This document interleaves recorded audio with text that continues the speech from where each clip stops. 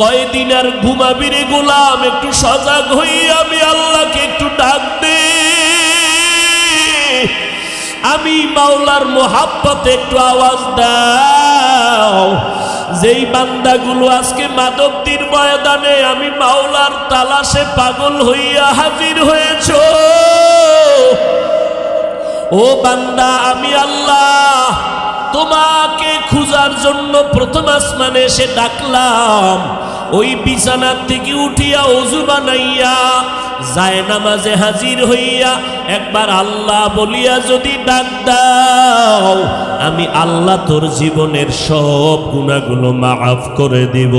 কারণ আমি আল্লাহর ছেলে নাই, মেয়ে নাই, আমি আল্লাহর আপন কেউ নাই।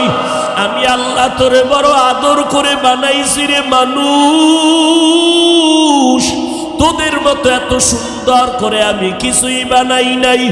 আসমান এত সুন্দর করে বানাই নাই, মানুষ যত সুন্দর আসমানের সূর্য এত সুন্দর করে বানাই নাই, মানুষ এত সুন্দর করে আমি আল্লাহ বানাইলাম। ওই মানুষের জবানটাকে আমি আল্লাহ মায়ের গর্ভে রক্ত দিয়া নাপাক করি না রে বান্দা। কারণ দুনিয়াতে গিয়া এই জবান দিয়ে তুমি আমি আল্লাহর জিকির করবা, আমি আল্লাহর মোহাব্বতের নাম উচ্চারণ করবা, হাঁটতে চলতে উঠতে বসতে আমার আশেক পাগল যারা জবান দিয়া আমার আল্লাহর মোহব্বতের ডাক ডাকবে, আমি আল্লাহ এই জন্য জবানটাকে রক্ত দিয়া নাপাক করি নাই। আমি আল্লাহ তাআলা তাকওয়ার মেডিসিন দিয়া দিলাম। ওই তাকওয়া দিয়া জবানটাকে তুমি হেফাজত করো রে বান্দা। আর এই তাকওয়া যদি অর্জন করতে চাও, একমাত্র ঠিকানা হলো আল্লাহওয়ালাদের সোহবত। আল্লাহওয়ালাদের সোহবত ছাড়া তাকওয়া অর্জন করার কোনো পথ। ইয়া আইয়ুহাল্লাযীনা আমানুত্তাকুল্লাহ ওয়া কুনু মা'আস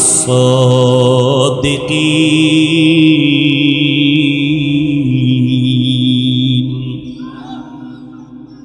ও নবীর উম্মতেরা, আল্লাহওয়ালাদের সোহবতে যাও। কারণ আল্লাহওয়ালা তো রাতারাতি হয় নাই। জীবনটা আল্লাহর পথে বিলীন করে কত রাত্র ঘুমায় নাই, কত সময় খানা পর্যন্ত খায় নাই। আল্লাহওয়ালাও তোমার আমার মতো চলাফেরা করে, কিন্তু তাদের চলা, তাদের কথা, তাদের চোখের চাহনি আর তোমার আমার চোখের চাহনির ভিতরে অনেক ব্যবধান আছে।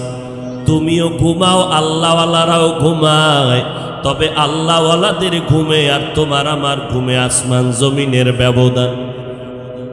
আল্লাহওয়ালাদের চোখের নজর আর তোমার আমার চোখের নজর কখনো এক হতে পারে না। এরে নবীর উম্মতির দল, কারণ তাদের চোখের পাওয়ার তাকওয়ার পাওয়ার। এই জন্য নবী হাদিসের মধ্যে বলেন, ইত্তাকু ফিরাসাতাল মুমিন।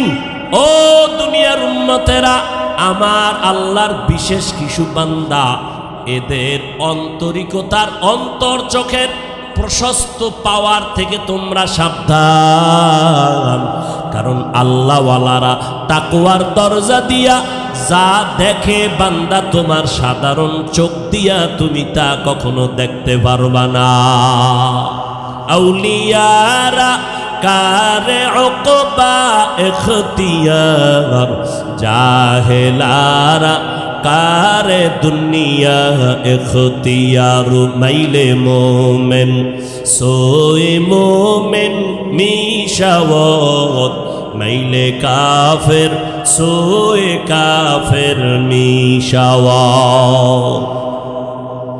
সুলতান মাহমুদ গজনবী রহমতুল্লাহ আলাইহি, তিনি একদিন ওই যুগের তার এলাকার বড় একজন আল্লাহর গোলাম ওলিয়ে কামেল আবুল হাসান খেরকানি রহমতুল্লাহ আলাইহি, তার দরবারে এসে সুলতান মাহমুদ গজনবী বলেন, হযরত, আমি এই গজনবীর রাষ্ট্র পরিচালনা করি, আমি আপনার কাছে আসছি, আপনি আমার দেশের একজন বড় বুজুর্গ, আপনার কাছে একটা প্রশ্ন হলো, বাইজিদ বুস্তামি তিনি নাকি একজন বড় আল্লাহওয়ালা ছিল? বলে হ্যাঁ, অনেক বড় আল্লাহওয়ালা। বলে তার ব্যাপারে কি একটু ধারণা আমাকে দিবেন? আবুল হাসান খেরকানি রহমাতুল্লাহ আলাইহি বলেন, ও সুলতান মাহমুদ, বাইজিদ বুস্তামির কথা তোমাকে কি বলবো। আল্লাহ তাকে এত পাওয়ার আর মারেফতের পাওয়ার আল্লাহ তাকে এই পরিমাণ দান করেছেন, তাকওয়ার পাওয়ার আল্লাহ তাকে এত পরিমাণ দিয়েছেন, কোন বেঈমান যদি বাইজিদ বুস্তামির চেহারার দিকে এক নজর দেখতো, সাথে সাথে কালেমা পড়ে ফেলতো। বাইজিদের চেহারার দিকে বেঈমান নজর দিলেই কালেমা পড়ে ফেলতো। এ পাওয়ার কে দিছেন? এটা কি বান্দার কোনো বাহাদুরি? আর এই বাইজিদ এই পাওয়ার কই পাইল? এর পেছনে অবশ্যই কারো না কারো দোয়া লাগবে। আপনারা জানেন, বাইজিদের দোয়া করতে গিয়া তার মা কলিজা ভরে দোয়া করেছিলেন। ওই বাইজিদের মায়ের দোয়ার কারণে আল্লাহ জগতের বড় একজন কুতুবুল আলম বানায় দিয়েছে। আপনার আওয়াজ এত সুন্দর, না জানি আপনি মালিক কত সুন্দর, আপনার সাজানো আসমানটা কত সুন্দর, না জানি আপনি আল্লাহ কত সুন্দর। মুসা নবী দেখতে চেয়েছেন, আল্লাহ বলেছেন লান তারানি, আমাকে দেখা যাবে না। আর আমি আমার নবী মুহাম্মদের আমি মোহাব্বত করে দাওয়াত দিয়া আমি আরশে আজিমে নিয়েছি। আমার মনে চেয়েছে আমার বন্ধুর সাথে দূরে রেখে কত কথা বলবো, একটু আমার বাড়িতে আমি দাওয়াত দেই। আমি জিব্রাইল আমিরে বললাম, ও জিব্রাইল, জান্নাতের মধ্যে যাও, আমার বন্ধুর জন্য একটা বোরাক নিয়ে যাও, আমার বন্ধুকে দাওয়াত দিয়া বাইতুল্লাহর কিনারায় চাচাতো বোন উম্মে হানির ঘরে ঘুমায়, আমার নবীরে দাওয়াত দিয়া নিয়ে আসো। আল্লাহর অর্ডারে জিব্রাইল আমিন জান্নাতের মধ্যে গিয়া বোরাক সাজাইয়া বাইতুল্লাহর কিনারায় হাজির হয়ে গেলেন। আমার নবীকে ঘুম থেকে সজাগ করলেন, বোরাকের উপরে উঠাইয়া 1 মাসের পথ বাইতুল্লাহ থেকে বাইতুল মাকদিসের মধ্যে নবীকে নিয়ে গেলেন। ওখান থেকে আল্লাহ পাক রব্বুল আলামিন আসমানের সফর শুরু করলেন, মেরাজ। সুবহানাল্লাযী আসরা বিআবদিহি লাইলাম মিনাল মাসজিদিল হারামি ইলাল মাসজিদিল আকসা আল্লাযী বারাকনা হাওলাহু লিনুরিয়াহু মিন আয়াতিনা ইন্নাহু হুয়াস সামিউল বাসীর। আল্লাহ পাক রব্বুল আলামিন বলেন, আমি এমন পবিত্র সত্তা, অসম্ভবটাকে আমি আল্লাহ রাতের সামান্য সময় সম্ভব করে আমার নবীরে বাইতুল্লাহ থেকে ডাকলাম। প্রথম আসমান, এই জমিন থেকে 500 বছরের উপরে দূর প্রথম আসমান। নবী বলেন, আমি 500 বছরের দূরত্বের পথ সেকেন্ডে চলে গেলাম। প্রথম আসমানে গেলাম, গিয়া দেখি আসমানের মধ্যে 2টা দরজা লাগানো আছে। দরজার মধ্যে নূরের তৈরি তালা লাগানো আছে। 2টা করে দরজা, একটা করে নূরের তৈরি, দোনো দরজায় তালা লাগানো। আর ওই তালার চাবি হলো বিসমিল্লাহির রহমানির রহিম। আল্লাহ পাক রব্বুল আলামিন এ বিশাল আসমান, প্রথম আসমানটা আবার 500 বছরের দূরত্বের মতো মোটা। এর উপরে আবার খালি জায়গা 500 বছরের দূরত্ব, এর উপরে দ্বিতীয় আসমান 500 বছরের মোটা, এর উপরে আবার তৃতীয় আসমান, এইভাবে করে 7 আসমান। নবী বলেন এক এক করে আমি 7টা আসমান ভেদ করলাম। এর উপরে আল্লাহ একটা নূরের ঘর বানাইছেন বাইতুল মামুর। 70,000 রহমতের ফিরিস্তা ওয়াল টাইম ওই বাইতুল মামুরকে তাওয়াফ করে। একবার যারা সুযোগ পাবে কিয়ামতের আগে আর কখনো সুযোগ মিলবে না। আল্লাহর নবী বলেন ওখান থেকে উপরে সিদরাতুল মুনতাহা, একটা বড় বড়ই গাছ, তেলের ড্রামের মতো বড় বড় একটা বড়ই, আর পাতাগুলো হলো হাতির বড় কানের মতো পাতা। নবী বলেন ওখান থেকে আমি আল্লাহর বাড়িতে রওনা হয়ে গেলাম।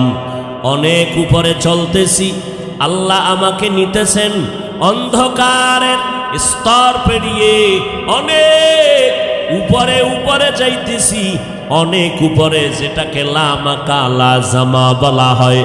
এগুলো পেরিয়ে হঠাৎ দেখি উপরে একটা পর্যায়ে পানি আর পানি। ওই পানির স্তর পেরিয়ে আরো উপরে চলে গেলাম। উপরে গিয়ে দেখি নূরের তৈরি আরশে আজিম,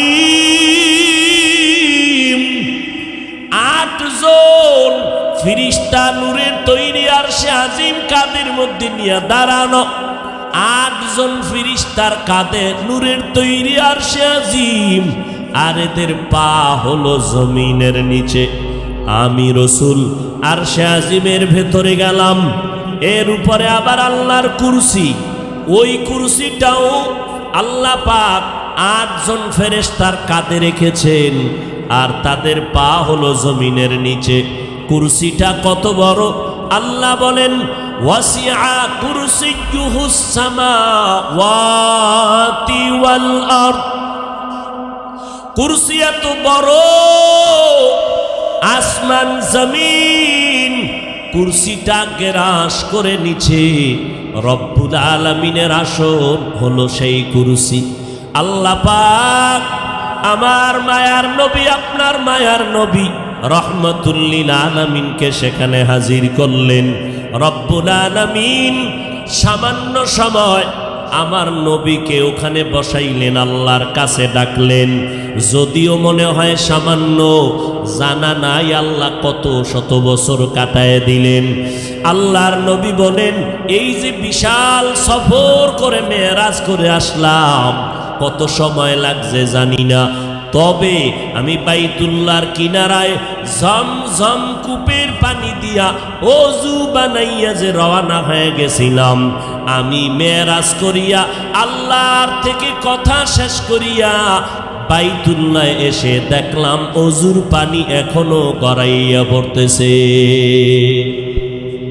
কাদের কুদরত দারি বার কামাল, আন্তা রব্বি আন্তা হাসবি জুল জালাল, তুহি কাদের জলিলুল্লাহ জাহাদার, বাহর হালে তুহি মেরা নিগাহদার। আল্লাহ পাক রব্বুল আলামিন সাহাবায়ে কেরামের মধ্যে 2 দল হয়ে গেল। কেউ বলেন আল্লাহর নবী যে আল্লাহর বাড়ি গেলেন, আল্লাহকে ডাইরেক্ট দেখিয়া নবী কথা বলে এরপরে আসছেন। কেউ বলেন না, রব্বুল আলামিন পর্দার আড়াল থেকে আমার নবীর সাথে কথা বলেছেন। আমার মায়ার নবী আল্লাহকে দেখলেন। আল্লাহ কেমন? বলে এটা বুঝার জিনিস, বুঝানোর জিনিস না। আল্লাহ একজন আছে, আওয়াজ নাই, কোনো লাহান নাই। আল্লাহ আছে কথা সত্য। আমরা সব সময় আম দুধ কলা দিয়া খানা খাই, একজনে ইলিশ মাছ দিয়া খানা খাইয়া সারাটা দিন বলে এত মজা, এত মজা, এত মজা। একজনে বলে ভাই তুমি বারবার মজা মজা জিকির করো, বলো মজা জিনিসটা লাল না কালো, তার কালার কি? বলে মজা এটা অনুভব করার জিনিস, বুঝাবার কোনো জিনিস না। আমার আল্লাহকে আমার নবী দেখেছেন, আমার আল্লাহ কেমন এটা অনুভব করার জিনিস, বুঝানোর কোনো ভাষা নাই। হিচে কাসদর মুলকে উ আম্বাজুনে কৌলে উরা লাহনে নে আওয়াজনে। তবে আল্লাহকে দেখা না গেল, আল্লাহর কুদরতের কিছু ঘেরান নেওয়ার মতো রাস্তা আল্লাহ রেখেছেন। বলে কেমন? বলে একটু আমার কালাম কোরআনের আয়না খুলিয়া তাকাও, আল্লাহর কুদরতের ঘেরান পাওয়া যায়। বাইতুল্লাহর দিয়ে যদি তাকাও, আল্লাহর কুদরতের ঘেরান পাইবারে মুমিন। আল্লাহওয়ালার সোহবতে যদি যাও, আল্লাহর কুদরতের ঘেরান, ওই আল্লাহর মোহাব্বত যদি চাও, আল্লাহর মোহাব্বত নেওয়ার জন্য বান্দা আমেরিকা যাওয়া লাগবে না, লেবানন, লন্ডন যাওয়া লাগবে না। আমার আল্লাহ বলে, রে বান্দা, তুই আমি আল্লাহকে যদি তালাশ করো, ও বান্দা কই খুঁজবি? আল্লাহওয়ালারা বলেন, মান আরাফা নফসাহু ফাকাদ আরাফা রাব্বাহ। যেই বান্দা নিজেকে চিনে, সেই বান্দা আমার আল্লাহকেও চিনে ফেলে। আমরা আল্লাহকে চিনি না কেন? নিজেকে চিনি না, এই জন্য আল্লাহকেও চিনি। আমরা নিজেকে চিনি বড় টাকাওয়ালা, আমরা নিজেকে চিনি বড় মাওলানা, আমরা নিজেকে চিনি বড় কোটিপতি, বাড়ি গাড়ির মালিক। কিন্তু না, আমাকে চিনো। বান্দা যে নিজেকে চিনবে, সে আল্লাহকে চিনবে। নিজেকে চিনেছেন সাহাবায়ে কেরাম, আম্বিয়ায়ে কেরাম, আল্লাহ পাকের খাস আশিকরা নিজেকে চিনেছেন তো আল্লাহকে চিনেছেন। নিজেকে চিনতে গিয়া এতটুকু পর্যায়ে পৌঁছে গেছেন, কি বলেছেন? বলে আমার বাড়ি, আমার টাকা, আমার পয়সা, আমার আমার আমার আমার। আসলে চিন্তা করে দেখলাম আমার তো কিছুই নাই। আমি তো একটা নাপাক পানির থেকে জন্ম, আবার আমি মাটির সাথে বিলীন হয়ে যাব। সব আমার ধ্বংস হয়ে যাবে, বাকি থাকবেন একমাত্র আমার আল্লাহ। আল্লাহ থাকবেন আমার, বাকি আর কেউ না। অতএব আমি বলার অধিকার আমার আল্লাহ। আমি নিজেকে আমি বলতে পারি না, কারণ এই যে আমার বাড়ি, এ বাড়ি তো আমার না। আমি মরে গেলে এর মালিক হবে সন্তানেরা। টাকা পয়সা আমার সঙ্গে যাবে না, তো এগুলো আমার বলে কি লাভ? আমার তো কিছুই না। এজন্য আল্লাহ বলেন, ওয়াফি আনফুসিকুম আফালা তুবসিরুন। ও বান্দা, নিজের দিকে ভালো করে গবেষণা করো, আমি আল্লাহর পরিচয় পেয়ে যাইবা। এরে নবীর উম্মতের দল, এত সুন্দর করে তোমাকে আমাকে আল্লাহ বানাইছেন। এক ফোঁটা নাপাক পানির থেকে মায়ের গর্ভে আল্লাহ রেখে কেমন সুন্দর করে বানাইলেন। এত বিশাল আসমান জমিন আল্লাহ বানাইলেন 6 দিন লাগাইয়া। কয়দিন? ফি সিত্তাতি আইয়াম। 6 দিনে আসমান জমিন বানিয়েছেন। কিন্তু তোমার মতো এক হাতের বান্দাটাকে বানাইতে মায়ের গর্ভে আল্লাহ সময় নিছেন প্রায় 10 মাসের মতো। কেন? আল্লাহ আমাকে তোমাকে বেশি মোহাব্বত করেন, ভালোবাসেন, এই জন্য আল্লাহ পাক নাপাক পানির থেকে তোমাকে আমাকে সুন্দর করে মায়ের গর্ভে বানাইলেন। বানানোর পর আল্লাহ দুনিয়াতে পাঠাবার আগে সুন্দর খানার আয়োজন করলেন।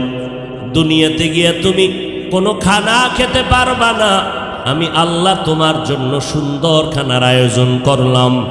এরে নবীর উম্মতের দল, আল্লাহ পাক রব্বুল আলামিন বলেন, আমি আল্লাহর পরিচয় যদি পেতে চাও, নিজের নিয়ে গবেষণা করলেই তুমি আমি আল্লাহর পরিচয় পেয়ে যাইবা।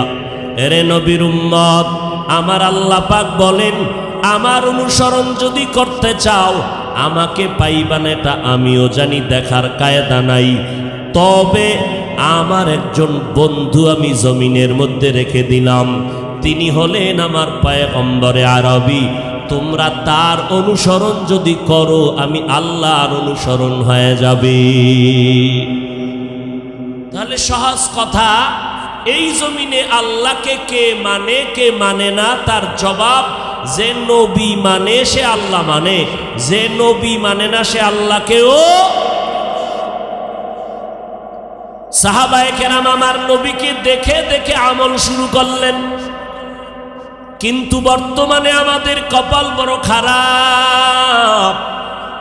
আমরা তো নবীকেও পেলাম না, আল্লাহকেও তো দেখার কায়দা নাই। তো আমরা নবীর অনুসরণ কেমনে করি? নবী বলেন, উম্মতের দল, একদল বন্ধু জমিনের মধ্যে আমি নবী রেখে গেলাম, তোমরা তাদের অনুসরণ যদি করো, আমি নবীর অনুসরণ হয়ে যাবে।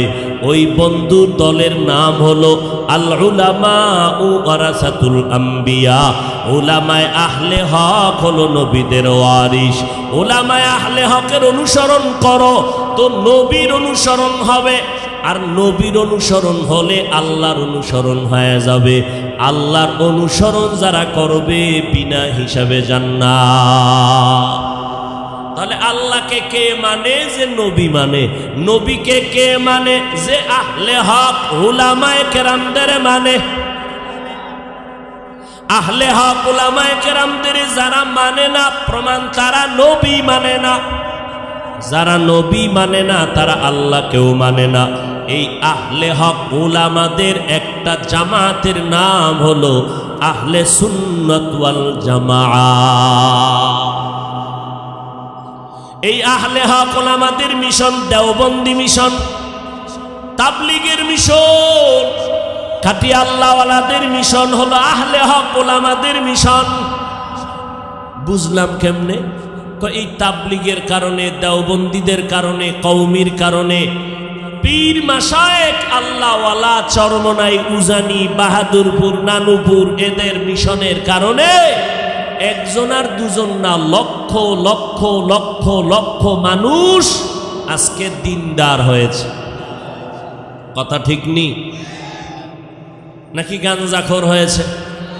বলেন যে আমাদের এলাকায় চরমনাইয়ের কারণে, উজানির কারণে, তাবলীগের কারণে 13 জন মানুষ গাঞ্জা খায়, হইছে এরকম?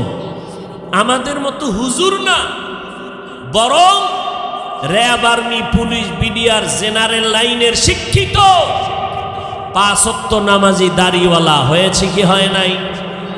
তাহলে তাবলীগের কারণে, দেওবন্দি, কওমির কারণে, চরমনাইয়ের কারণে মানুষ ভালো হইল না খারাপ? অতএব আমরা বলতে পারি, এই চরমনাইয়ের বিরুদ্ধে যারা ফেসবুকে লেখবে তারা ভণ্ড।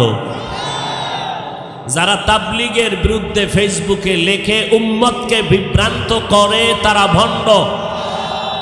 যারা কওমি, দেওবন্দি, হাটহাজারীর বিরুদ্ধে ফেসবুকে লেখে উম্মতের বিভ্রান্ত করে এরা ভণ্ড।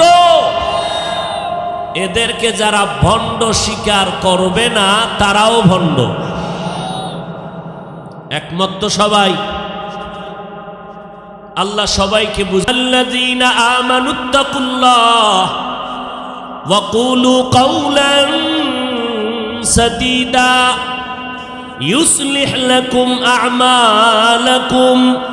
ও মুমিন, আল্লাহর অনুসরণ করো নবীর মাধ্যমে, নবীর অনুসরণ করো আহলে হক উলামায়ে কেরামের মাধ্যমে। অনুসরণ কি করবা? 1 নাম্বার তুমি আল্লাহকে ভয় করো, 2 নাম্বার জবানটাকে তুমি হেফাজত করো। আল্লাহ পাক জবানকে হেফাজতের কথা কেন বললেন? কারণ কি? বলে শরীরের মধ্যে জবান একটা মারাত্মক অস্ত্র, এটাকে কন্ট্রোল করা বড় কঠিন।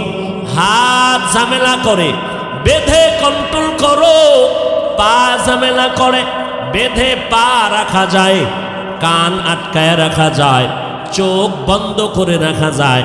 জিহ্বায় যদি ঝামেলা করে এটারে তো পান দিয়াও রাখা যায় না, কষ্টে লাগানো যায় না। বলে জবানটাকে কেমনে তুমি কন্ট্রোল করবা? আল্লাহ বলেন আমার তো একটা মেডিসিন আছে, ওই মেডিসিন ছাড়া জবান কন্ট্রোল করা যাবে না। ওই মেডিসিনের নাম হলো তাকওয়া। हर के दारत खौफे हक दर दिल मदागम जन्नतुल मअवा देहत उरा मकाम। কি ঘুমে ধরছেনি আপনাদের? মোনাজাত দিয়ে যাবেন না ইনশাআল্লাহ? আল্লাহ সবাইকে কবুল করে। আর মানুষ কি এখন ঘুমায়নি? মানুষ কি ঘুমায় না? গজবের মোবাইল মানুষের নেয়ামতের ঘুম জবাই করে দিয়েছে। সারা রাত ফেসবুক শরীফ নিয়ে ঘোরাফেরা করে আমার যুবকেরা। কখন রাত্র 2টা 3টা বাজলো খবর নাই, অথচ ওই টাইম হলো তাহাজ্জুদের টাইম। কথা ঠিক না? অতি গভীর হয় রজনী যখন, নীরবে প্রভুর নাম জপিও তখন। প্রভুর করুণা যদি পাইবারে চাও, গভীর রাতে উঠে প্রভুর গুণগান গাও। গভীর রাতে উঠে প্রভুর গুণগান গাও। এরে নবীর উম্মতের দান ভালো করে বুঝো। আল্লাহ তাআলা বলেন আমি ফজরের সময় জমিনের মধ্যে আসি, আমি জোহরের সময় আসি বলেন নাই। আল্লাহ তাআলা বলেন আমি আসরেও না, মাগরিবেও না, এশায়ও না, এমন একটা টাইম যেই টাইমে আমি আল্লাহ প্রথম আসমানে হাজির হয়ে যাই। ওই টাইম বড় নীরব, রাতের তৃতীয় অংশ, গভীর রজনী, সবাই ঘুমিয়ে গেল। আসমানের ফেরেশতারা, এ জমিন ঠান্ডা নীরব, নদীর মাছগুলো ঘুমায়, গাছের পাখিগুলো ঘুমায়, জঙ্গলের প্রাণী ঘুমায়, ঘরের সব ঘুমিয়ে আছে। ওই সময় আমি প্রথম আসমানে হাজির, আমার মোহাব্বতের বান্দাগুলোকে ডাকি, ও কয়দিন আর ঘুমাবি রে গোলাম, একটু সজাগ হই, আমি আল্লাহকে একটু ডাক দে। আমি মাওলার মোহাব্বতে একটু আওয়াজ দাও। যেই বান্দাগুলো আজকে মাধবদীর ময়দানে আমি মাওলার তালাশে পাগল হইয়া হাজির হয়েছ, ও বান্দা আমি আল্লাহ তোমাকে খুঁজার জন্য প্রথম আসমানে এসে ডাকলাম। ওই বিছানার থেকে উঠিয়া ওযু বানাইয়া যায় নামাজে হাজির হইয়া একবার আল্লাহ বলিয়া যদি ডাক দাও, আমি আল্লাহ তোর জীবনের সব গুনাহগুলো মাফ করে দিব। কারণ আমি আল্লাহর ছেলে নাই, মেয়ে নাই, আমি আল্লাহর আপন কেউ নাই।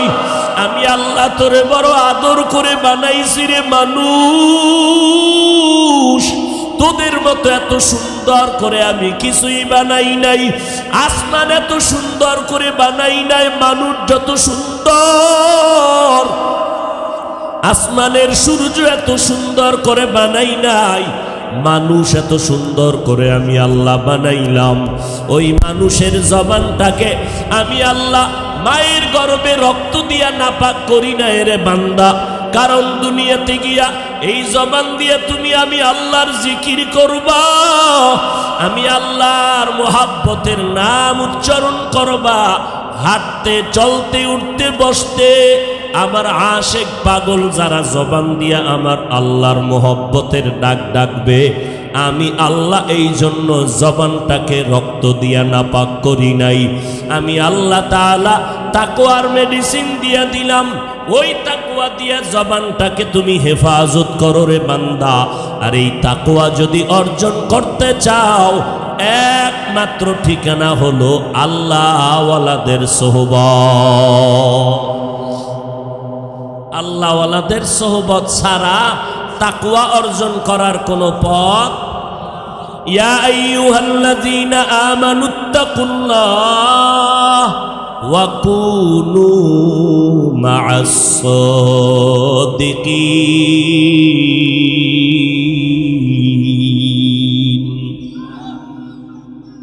ও নবীর উম্মতেরা, আল্লাহওয়ালাদের সোহবতে যাও, কারণ আল্লাহওয়ালা তো রাতারাতি হয় নাই।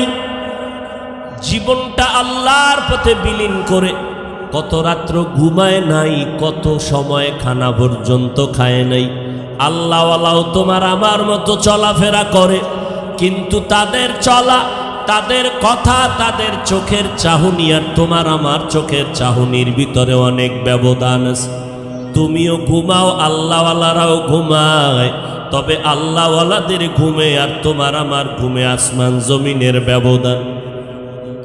আল্লাহওয়ালাদের চোখের নজর আর তোমার আমার চোখের নজর কখনো এক হতে পারে না।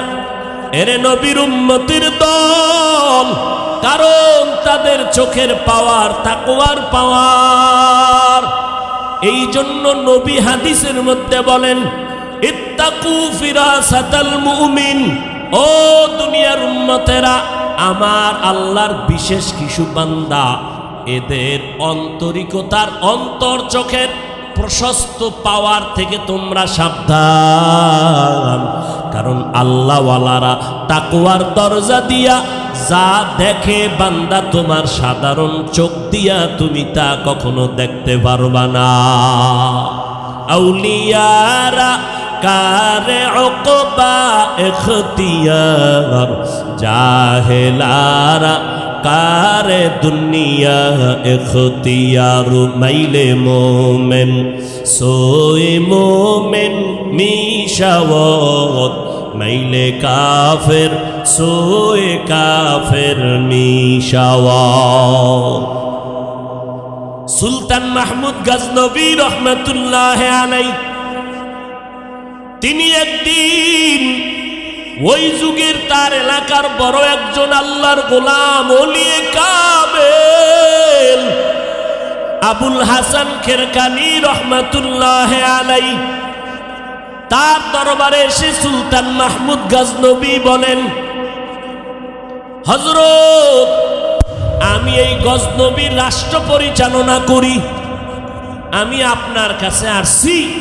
আপনি আমার দেশের একজন বড় বুজুর্গ, আপনার কাছে একটা প্রশ্ন হলো, বাইজিদ বুস্তামি তিনি নাকি একজন বড় আল্লাহওয়ালা ছিল।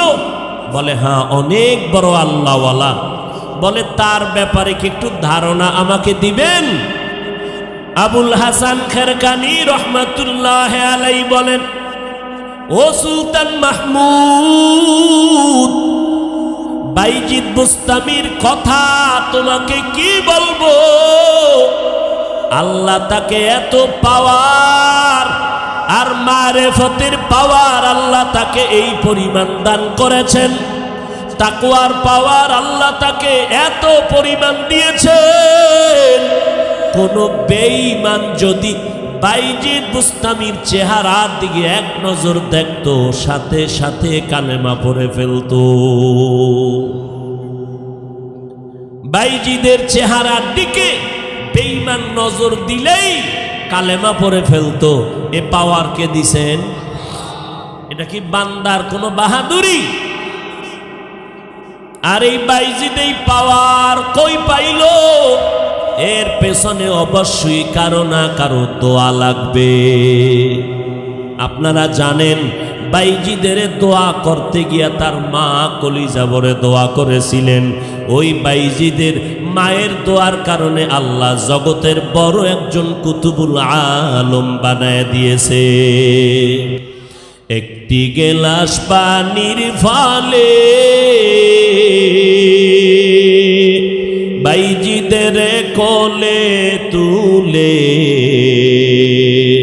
হাত তুলে মা বলে বাইজিদকে ওলি বানাও, হাত তুলে মা বলে বাইজিদকে ওলি বানাও।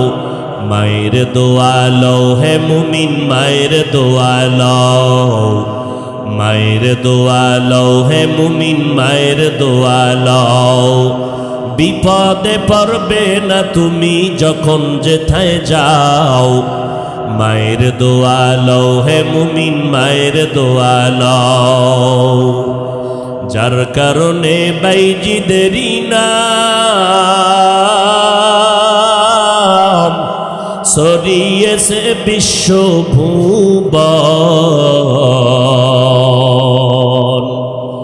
ছোট্ট শিশু বাইজিদেরই মতো সবাই হও, ছোট্ট শিশু বাইজিদেরই মতো সবাই হও।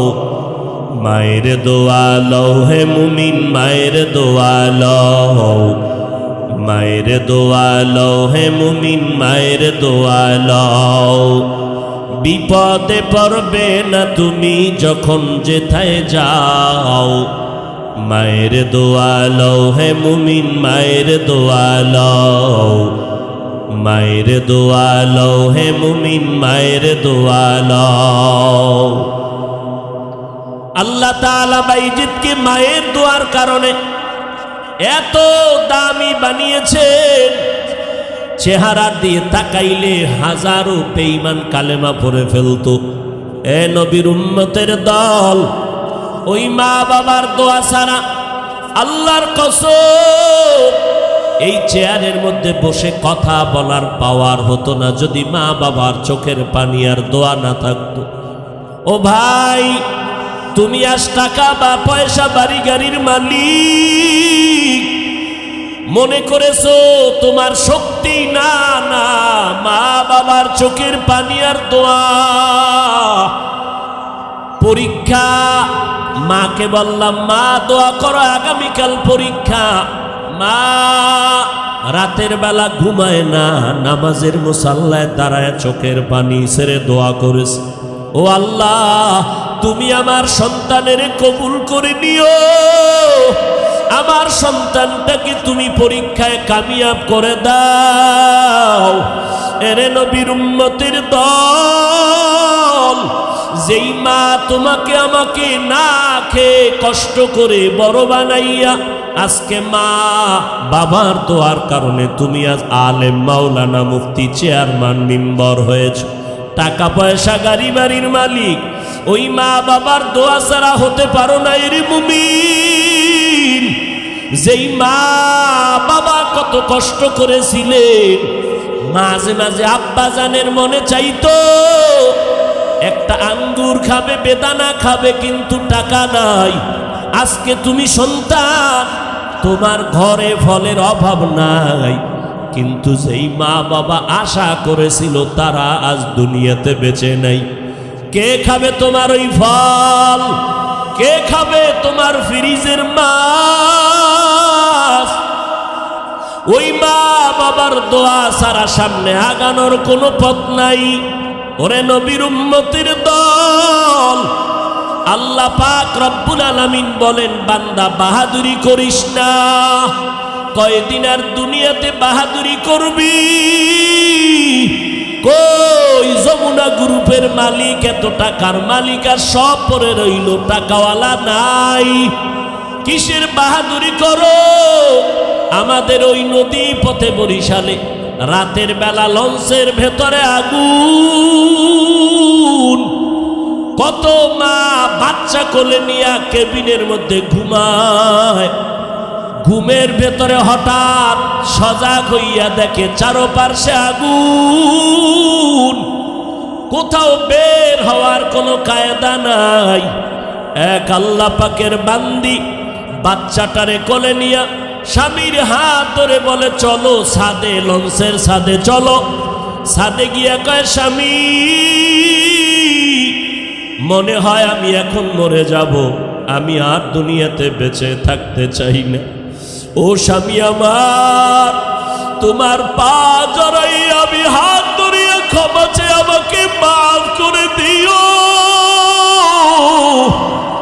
কারণ আমি তোমার ঘরে আসিয়া খেদমত করতে পারি নাই রে স্বামী। আমাকে তুমি মাফ করে দাও। আর আমার মা বাবারে যদি পাও একটু সালাম জানাইও। আমার মা বাবার থেকে বিদায় নিতে পারলাম না, আজ আমি লঞ্চের আগুনে পুড়িয়া মরতে রেডি হয়ে গেলাম। তবে স্বামী, তোমার কাছে আমার একটা আবদার, আমার এই কোলের বাচ্চাটাকে তুমি একটু বাঁচাও।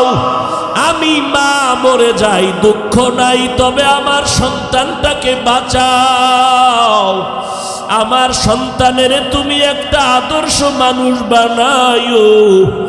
যদি আমার সন্তান একদিন মানুষ হয়, আমি মায়ের কবরের খবর যদি পাই, একদিন আমার সন্তান নামাজ পড়বে আর আমি মায়ের জন্য চোখের পানি ছেড়ে দোয়া করবে। ও স্বামী আমার সন্তানটাকে বাঁচাও, আমি মরে যাব। কেমনে বাঁচাবো? স্ত্রী বলে, ও স্বামী, বাচ্চাটারে তোমার বুকে ভালো করে বেঁধে নাও, এরপরে তুমি নদীর মধ্যে ঝাঁপ দাও। আল্লাহর বান্দা চোখের পানি ছিঁড়ে সাংবাদিককে বলে, কথা বলতে পারি না। যখন আমার স্ত্রী হাউমাউ করে কাঁদে, দাঁড়াইতেও পারে না, লঞ্চে আগুন আর গরম। আমি আমার স্ত্রীর কথা রক্ষার জন্য বাচ্চাটারে আমি বুকের সাথে বাঁধার পরে, এত ঠান্ডা কুয়াশা, চারদিকে পানি আর পানি, কোনো কিনারাও দেখা যায় না। আল্লাহর উপরে ভরসা করে আমি আমার বাচ্চা নিয়ে নদীর মধ্যে সেই রাতে ঝাঁপ দিলাম। পানির 2-3 ফিট নিচে চলে গেলাম। এরপরে উঠি আমি বাচ্চাটারে ধরে সাঁতার কাটলাম। কিছু দূর আগাই আবার অসুস্থ হয়ে যাই, সাঁতার কাটতে পারি না, এতটাই দুর্বল। একবার নিয়ত করলাম, আমার বাচ্চাটাকে আমি ফেলে দেই, আমি আর একা পারি না, ধরতে কষ্ট হয়। এইভাবে আবার স্ত্রীর কান্নার কথা মনে পড়ে আবার বাচ্চাটারে কোলে জড়ায় নিলাম। এইভাবে করে করে সাঁতার দেই, দুর্বল হয়ে যাই। এভাবে করে করে এমন এক পর্যায়ে গেলাম, মনে হয় যেন আমি বেহুশ। আল্লাহর কুদরত বুঝি না, হঠাৎ তাকায় দেখি কখন আমার বাচ্চাটা আমার থেকে আলাদা হয়ে গেল। আমি খুঁজিয়া দেখি না, আমার বাচ্চাটারে খুঁজে পাই না। কই, আমি একা একা হয়ে গেলাম, আমার বাচ্চা নাই। আমার স্ত্রী যেই বাচ্চার জন্য নিজে মরতে গেল, ওই বাচ্চাটারে বাঁচাতে পারলাম না। ও মাধবদীর মুসলমান, এই ময়দানে যারা আছো, অনেকের মা নাই, বাবাও নাই। ওই অন্ধকার কবর থেকে দোয়ার অপেক্ষা আছে রে বাবা, কয়দিন আর বাহাদুরি করবা? ওই মা বাবার কবরে গিয়া সালাম জানাও। আমার মায়ার নবীও বড় ইয়তীম। ও যুবক, ওই মার অন্তরে কষ্ট দিয়া আগাইতে পারবি না রে যুবক। পায়ে হাত রেখে বলি, মা বাবার দোয়া নিয়ে চল। একটা যুবক কবরের কিনারায় ঈদের দিন দাঁড়ায় দাঁড়ায় কান্না করে। ও যুবক, তুমি ঈদের দিন আনন্দ করবা কেন, কাঁদো? যুবক বলে, গত ঈদে আমার মার দোয়া নিয়া বাবার নিয়া নামাজ আদায় করেছিলাম। আজকে যখন ঈদের নামাজে রওয়ানা, হঠাৎ দেখি মায়ের বিছানাটা খালি। যেই মা আমার মাথায় হাত দিয়া দোয়া করে দিত, আজ আমার মা নাই, কে আমার মাথায় হাত বুলায় দোয়া করবে? যেই মা রাতে ঘুমায় না, সন্তানের চিন্তা। ও সন্তান, ওই মা বাবার কাছে যদি বেঁচে থাকে গিয়া দোয়া নাও। মা বাবার দোয়া ছাড়া আগানোর কোনো পথ নাই। আল্লাহর কাছে তৌফিক চাও, তওবা করো। জীবনে তো গুনাহ কম করি না, মনে হয় যেন আমার মতো জাহান্নামী কেউ নাই। আমার গুনার কারণে আমার হাত না পাক, জিহ্বা না পাক, অন্তর না পাক, চোখ না পাক। এই গুনাহ নিয়ে যদি কবরে যাই, ওই কবরে গেলে দুই পার্শ্বের মাটির চাপ, ওই কবরে জাহান্নামের আগুন। আল্লাহর নবী বলেন, ওই কবরে যদি তিনটা প্রশ্নের জবাব দিতে না পারো, জাহান্নামের আগুন কবর ভরে যাবে। আল্লাহ পাক গাইবি আওয়াজ দিয়া বলবেন, রে কবরের মাটি, এই গুনাহগার নাফরমানকে জোরে জোরে চাপ দাও। এমন জোরে চাপ দিবে পাঁজরের হাড় চুরমার হয়ে যাবে।